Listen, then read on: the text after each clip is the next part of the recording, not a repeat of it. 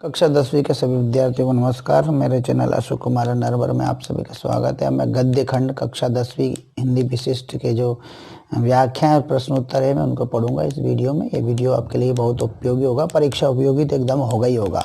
और इस साल की जो ये 2021 की जो कुंजी है, 21 की ये शिवलाल अध्ययन की जो परीक्षा संबंधी जो गाइड है उसको ही मैं पढ़ूंगा। देखिए, मैं और मेरा देश, कन्हैयालाल मिश्र प्रभाकर ने इसको लिखा है। संदर्भ प्रसंग सहित व्याख्या ये अभी हमें पढ़ना है। और ये 2010 और 12 में आया। मैं अपने देश का नागरिक हूँ, ये एक गद्यांश है, इसकी व्याख्या हम करेंगे। और मानता हूँ कि मैं अपना देश हूँ, जैसा कि मैं अपने लाभ और सम्मान के लिए हर एक छोटी छोटी बात पर ध्यान देता हूँ।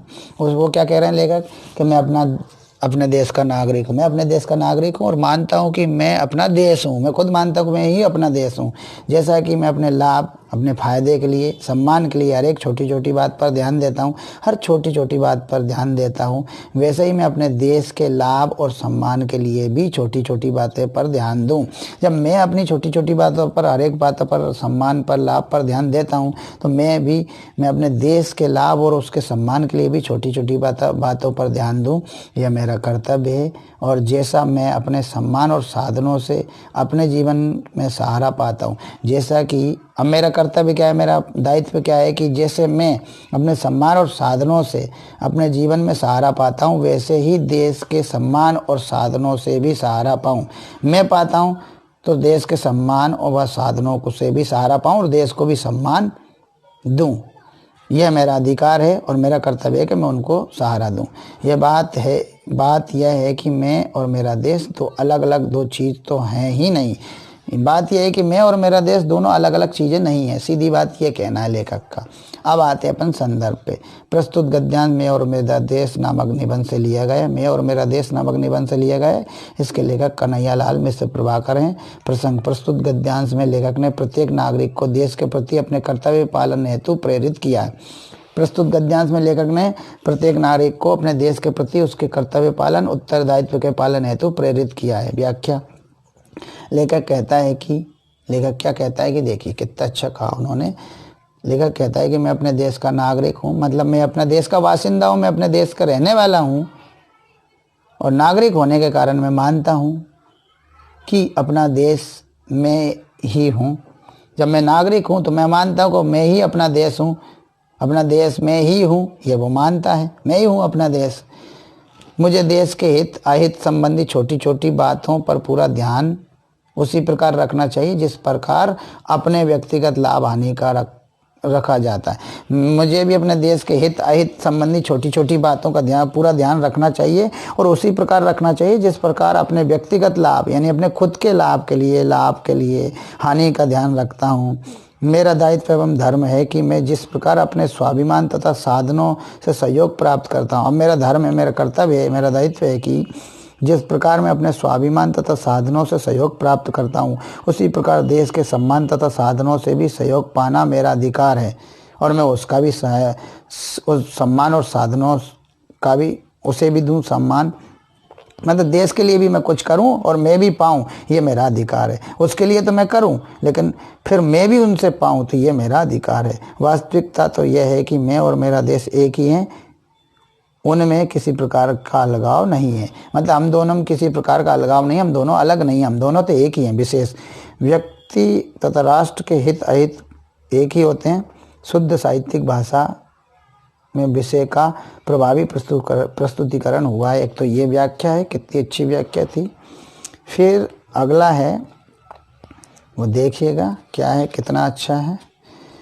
मैंने जो कुछ जीवन में अध्ययन और अनुभव से सीखा, मतलब मैंने जो कुछ जीवन में अध्ययन किया या अनुभव किया उससे जो सीखा वह यही कि महत्व किसी कार्य की विशालता में नहीं।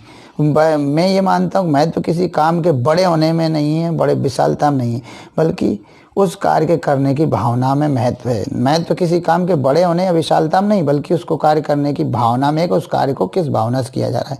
बड़े से बड़ा कार्य भी हीन है यदि उसके पीछे अच्छी भावना नहीं है। बड़े से बड़ा काम भी बेकार है यदि उसके पीछे अच्छी भावना नहीं है। और छोटे से छोटा कार्य भी महान हो सकता है यदि उसके पीछे अच्छी भावना हो। यदि छोटे से छोटा काम भी एकदम महान हो सकता है यदि उसके पीछे अच्छी भावना हो। तो ये हो गया संदर्भ पूर्वक है कि प्रस्तुत गद्यांश मैं और मेरा देश नामक निबंध से लिया गया है। हमारी पाठ्य पुस्तक नवनीत है, इसके गद्य खंड से लिया है। इसके लेखक कन्हैयालाल मिश्र प्रभाकर हैं। प्रसंग है, लेखक के अनुसार अच्छी भावना से किया गया कार्य अच्छा और बड़ा होता है। माने लेखक ने कहा है इसमें प्रस्तुत गद्यांश में कि अच्छी भावना से किया गया कार्य ही, अच्छी भावना अच्छे मन से किया गया कार्य अच्छा और बड़ा होता है। ये कहा। व्याख्या, लेखक प्रभाकर ने अपने जीवन में अध्ययन और अनुभव से यह सीखा कि जीवन में कार्य के छोटे बड़े होने का महत्व उस कार्य की भावना से होता है, उस कार्य को करने की भावना से होता है। माने लेखक प्रभाकर ने अपने जीवन में अध्ययन और अनुभव से यह सीखा है कि जीवन में कार्य छोटे बड़े होने से महत्व नहीं है। छोटा कार्य है, बड़ा कार्य है, इसका महत्व नहीं है। कार्य महत्व तो इस बात का है कि उस कार्य को करने की भावना कैसी है। अच्छी भावना से किया गया कार्य महान होता है और बुरी भावना से किया गया कार्य तुच्छ होता है, ये उन्होंने कहा। अब विशेष में कहा है, लेखक ने कार्य की भावना को महत्वपूर्ण माना। भाषा सहज एवं सरल है। ये एक व्याख्या हो गई। अब एक और बची है, दो हो गई, मतलब दो। तीसरी बची है, तीसरी देखते हैं। हमारे देश को दो बातों की सबसे पहले सबसे ज़्यादा ज़रूरत है। हमारे देश को दो बातों की सबसे पहले और सबसे ज़्यादा ज़रूरत है। एक शक्ति बोध की, यानी स्वयं की ताकत को पहचानने की, और दूसरा सौंदर्य बोध की, यानी स्वयं को सुंदर बनाने। देश स्वयं को सुंदर बनाए, इसके लिए हम नागरिक क्या करें? बस हम सब समझ लें कि हमारा कोई भी काम ऐसा ना हो जो देश में कमजोरी की भावना को बल दे या कुरुचि की भावना को ही बल दे। संदर्भ पूर्वत है। अब क्या होगा? संदर्भ प्रस्तुत गद्यांश हमारी पाठ्यपुस्तक नवनीत के गद्य खंड के मैं और मेरा देश नामक निबंध से लिया गया है। इसके लेखक कन्हैयालाल मिश्र प्रभाकर हैं। लेखक अब प्रसंग में क्या कहा? लेखक ने देश में शक्तिबोध एवं सौंदर्य बोध की आवश्यकता पर बल दिया है। व्याख्या क्या कहती है? लेखक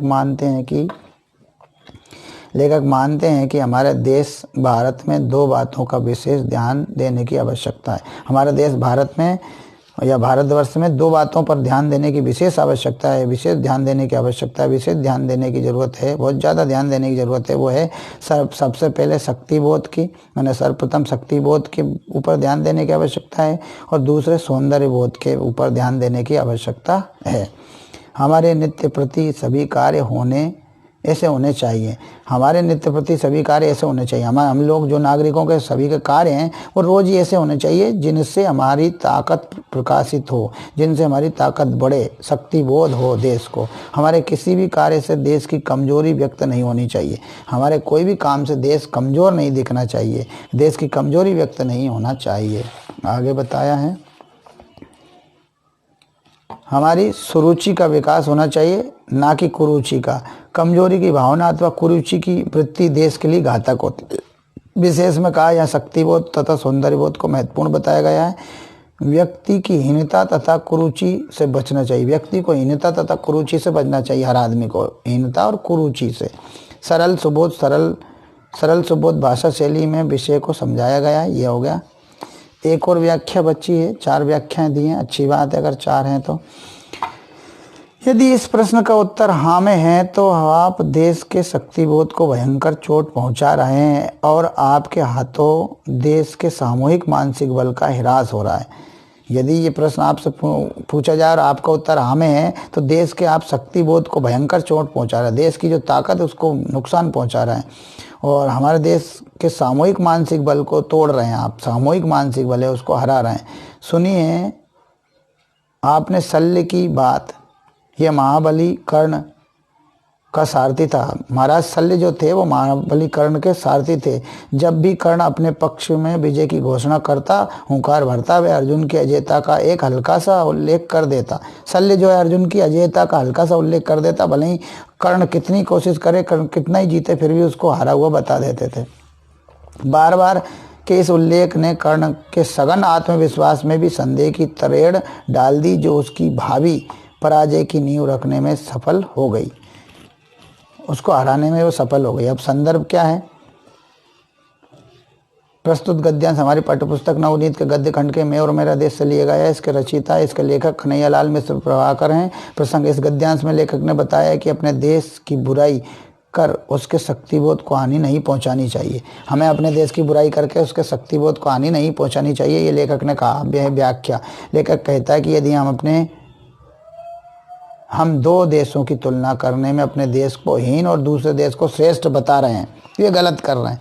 यानी हम दो देशों की तुलना कर रहे हैं, उसमें अपने देश को हीन और दूसरे देश को श्रेष्ठ बता रहे हैं, तो ये गलत कर रहे हैं। तो ऐसा करके हम अपने देश के शक्तिबोध को हानि पहुंचा रहे हैं। हम अपने देश का जो शक्तिबोध है, मानसिक बल का जो है, मानसिक बल है, उसका ह्रास कर रहे हैं, उसको घटा रहे हैं। ऐसा करने से देश की मनोशक्ति कम होती है, मानसिक बल कम होता है, ह्रास होता है उसका। महाभारत में शल्य महापराक्रमी कर्ण का सारथी था। कर्ण जब भी अपनी विजय के लिए हुंकार भरता तभी शल्य कहकर उसे हताश कर देता था कि अर्जुन पर विजय प्राप्त करना असंभव है। यह शल्य का काम था। बार बार ऐसा कहने पर कर्ण के मन में एक संदेह हो गया कि अर्जुन उससे अधिक शक्तिशाली है, और यही भावना कर्ण की पराजय के लिए उत्तरदायी बनी। आगे क्या बताया? लेखक का मंतव्य है कि अपने देश की बुराई नहीं करनी चाहिए। भाषा सहज एवं सरल है। अब आते हैं प्रश्नोत्तर। प्रश्नोत्तर पे आते हैं। अति लघुत्तरी प्रश्न, पंजाब केसरी के नाम से कौन जाना जाता है? पंजाब केसरी के नाम से लाला लाजपत राय जाने जाते हैं, नहीं करना चाहिए, जाने जाते हैं। दीवार में दरार पड़ गई का आशय किससे है? दीवार में दरार पड़ गई से आशय लेखक के मन में जो पूर्णता का आनंद भाव है, लेखक के मन में जो पूर्णता का आनंद भाव था, उसमें उनको कमी का अनुभव होने लगा। यही दीवार में दरार पड़ गई समझ में आया। जापानी युवक ने स्वामी राम तीर्थ को दिए गए फल के मूल्य के रूप में क्या मांगा? तो जापानी युवक ने स्वामी राम तीर्थ को दिए गए फल के मूल्य के रूप में मांगा कि आप अपने देश में जाकर यह ना कहिएगा कि जापान में अच्छे फल नहीं मिलते, ये जाके अपने देश में मत कहिएगा। बूढ़े किसान ने राष्ट्रपति को कौन सा उपहार दिया? बूढ़े किसान ने राष्ट्रपति को उपहार में मिट्टी की छोटी सी हंडिया में पाव भर शहद दिया, जिसे वह बूढ़ा स्वयं तोड़कर लाया था। माने बूढ़े किसान ने राष्ट्रपति को उपहार में मिट्टी की छोटी हंडिया में पाव भर शहद दिया, मिट्टी की छोटी हंडिया में पाव भर शहद दिया, जिसे वह बूढ़ा स्वयं तोड़कर लाया था। ये तो हो गए अति लघुत्तरी। अब लघुत्तरी। तेजस्वी पुरुष लाला लाजपत राय की दो विशेषताएं कौन सी थी? तेजस्वी पुरुष लाला लाजपत राय की दो विशेषताएं, इनकी वाणी और एक उनकी वाणी, दूसरी उनकी कलम। एक तो उनकी वाणी थी और दूसरी उनकी कलम थी। लाला जी ने देश की गुलामी के समय अपनी वाणी और कलम दोनों के माध्यम से देशवासियों के हृदय में अपने देश के प्रति प्रेम जागृत किया। अपनी वाणी से भी, अपनी कलम से भी देशवासियों के हृदय में अपने देश के प्रति प्रेम जागृत किया, जिससे देश के नागरिक अपने हक के लिए खड़े हो गए, अपने हक के लिए लड़ने के लिए खड़े हो गए, अपने हक को लेने के लिए लड़ने के लिए खड़े हो गए। लेखक के अनुसार हमारे देश को किन दो बातों की सर्वाधिक आवश्यकता है? लेखक के अनुसार हमारे देश को किन दो बातों की सर्वाधिक आवश्यकता है? तो यहाँ बताया गया लेखक के अनुसार हमारे देश को, तो लेखक ने प्रस्तुत निबंध में दो बातों को महत्वपूर्ण बताया, शक्तिबोध और सौंदर्यबोध। शक्तिबोध से तात्पर्य देश की एकता को बनाए रखना, और सौंदर्यबोध से तात्पर्य अपनी और सार्वजनिक